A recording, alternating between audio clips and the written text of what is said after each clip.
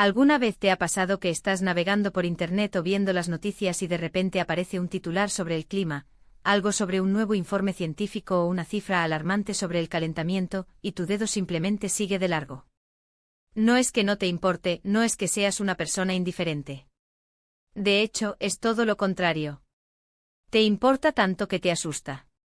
Sientes una punzada de miedo en el estómago y piensas que ya tienes suficientes problemas con llegar a fin de mes, con cuidar a tu familia o con resolver el día a día, como para cargar también con el peso del mundo entero sobre tus hombros. Te dices a ti mismo que si lo lees te vas a poner mal, que te vas a sentir impotente, y que de todos modos ya sabes que las cosas están difíciles. Es una sensación de agobio muy real, como si te estuvieran pidiendo que cargues una montaña mientras apenas puedes con tu propia mochila. Te sientes un poco culpable por cerrar la pestaña o por cambiar de canal, pero es una cuestión de supervivencia emocional. Nos pasa a todos. Incluso a los que se dedican a esto profesionalmente les pasa que a veces prefieren no mirar el abismo.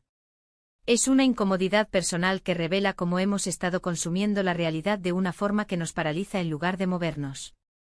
Esta experiencia nos enseña algo fundamental que vemos en la superficie de nuestras conversaciones diarias.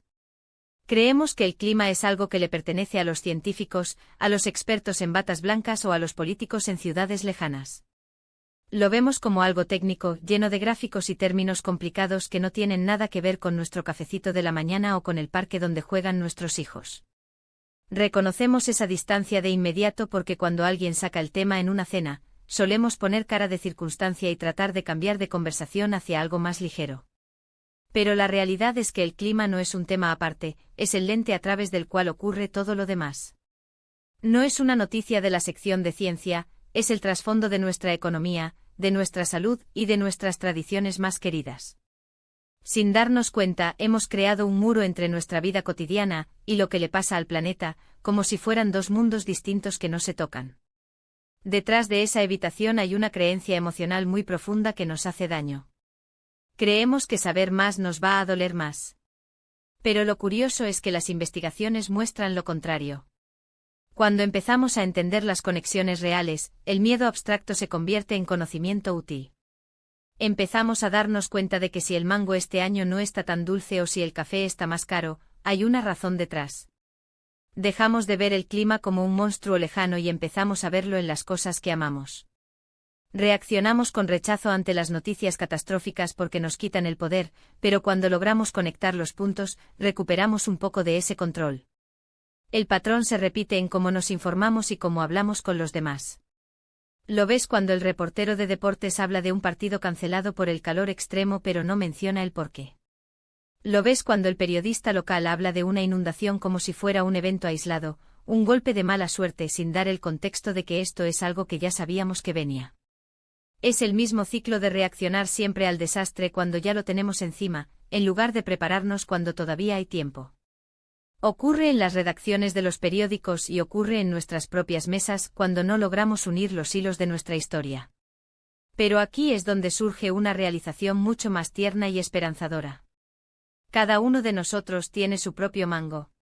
El mango es esa cosa que amas, esa tradición, ese sabor o ese paisaje que te define y que te conecta con la tierra. Para algunos es la nieve en las montañas donde aprendieron a esquiar, para otros es el olor de la lluvia en el campo de sus abuelos, o la posibilidad de jugar un partido de fútbol un domingo por la tarde sin que el aire sea irrespirable. Cuando encuentras tu mango, el clima deja de ser un gráfico aburrido y se convierte en algo personal. Ya no es una cuestión de salvar el planeta en abstracto, es una cuestión de proteger lo que hace que tu vida valga la pena. Esta mirada nos permite ser proactivos. Si sabemos que vienen incendios, si sabemos que vienen olas de calor, no tenemos excusa para no prepararnos. No se trata solo de las grandes leyes, sino de las decisiones pequeñas y tangibles. Es como cuando nos preparamos para las elecciones o para un gran evento deportivo. El mundo está cambiando y podemos elegir si queremos que ese cambio nos tome por sorpresa o si queremos ser los arquitectos de nuestra propia resiliencia. Aplicar esto a nuestra vida diaria significa empezar a ver el clima en todas partes.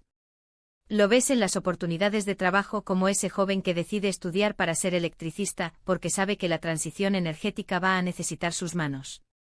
Lo ves en las historias de personas comunes que están haciendo cosas increíbles en sus comunidades, desde comediantes que usan el humor para hablar de lo que nos asusta, hasta deportistas que se vuelven activistas. No tenemos que elegir entre la información dura y la esperanza, necesitamos las dos. Necesitamos entender la gravedad del informe científico, pero también necesitamos bichear esas historias de éxito que nos hacen sentir bien y nos dan ideas de qué hacer. Porque una historia, al final del día, es simplemente alguien haciendo algo porque alguien necesita hacerlo. Se trata de recuperar nuestra capacidad de actuar, nuestra agencia. A veces, al volver a esos momentos en los que querías desviar la mirada, la perspectiva cambia. Ya no sientes solo ese peso insoportable, sino que sientes una curiosidad nueva. Empiezas a notar cómo el clima se mete en tu cocina, en tu bolsillo y en tus planes de fin de semana. Y en lugar de paralizarte, eso te da una razón para involucrarte. Es un alivio dejar de fingir que no pasa nada y empezar a hablar de lo que realmente importa. Podemos ser valientes y mirar la realidad de frente, sabiendo que no estamos solos en esto. Hay miles de personas tratando de conectar los puntos, tratando de que la información sea útil y no solo aterradora. La resiliencia se construye juntos, compartiendo esas pequeñas victorias diarias. No es necesario tener todas las respuestas para empezar a hacer las preguntas correctas. El futuro no es algo que nos pasa, es algo que estamos escribiendo con cada conversación y con cada elección. Al suavizar nuestra resistencia a las malas noticias, abrimos espacio para las soluciones creativas. Podemos aprender a vivir en este mundo nuevo con una conciencia más clara y un corazón más dispuesto. Es un camino de regreso a lo que es esencial, a lo que realmente valoramos. Al final, lo que buscamos no es solo sobrevivir, sino prosperar en un mundo donde nuestras acciones tengan sentido. Después de tanto tiempo evitando esos titulares que te quitaban el sueño y sintiendo que no había nada que pudieras hacer al respecto, si hoy lograras encontrar ese mango, esa cosa pequeña y valiosa que quieres proteger por encima de todo, ¿qué conversación podrías iniciar con las personas que más quieres para que el futuro no sea algo que te asusta, sino algo por lo que vale la pena trabajar juntos?